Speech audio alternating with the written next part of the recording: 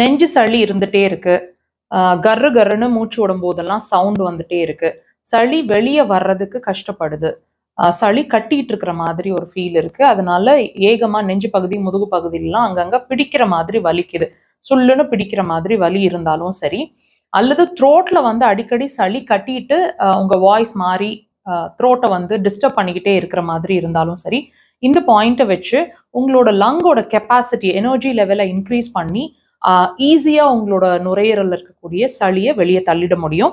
Location பாருங்க, பாமோட முடிவு தம்மோட முடிவு அந்த க்ரீஸ்ல அந்த பாயிண்ட்டை மார்க் பண்ணியிருக்காங்க, தெரியுதுங்களா? பாயிண்ட் லொகேட் பண்றது like this and clockwise direction, pressure like this, உடன் இன்ஸ்ட்ருமெண்ட்ஸ்ல லைக் திஸ். டீப் ப்ரெஷருங்க, காலை எழுந்து உங்க பெட்ல உட்காந்த இடத்துலயே 3-5 முறை, ரொம்ப கன்சாலிடேஷன் இருந்துச்சுன்னா 10 முறை வரைக்கும் கொடுங்க. 1 or 2 ஹவர்ஸ்லயே உங்களோட சளி நல்ல ஈஸியா வெளியே தனியா வர்றது ஃபீல் ஆகும். கண்டினியூஸா ட்ரை பண்ணுங்க.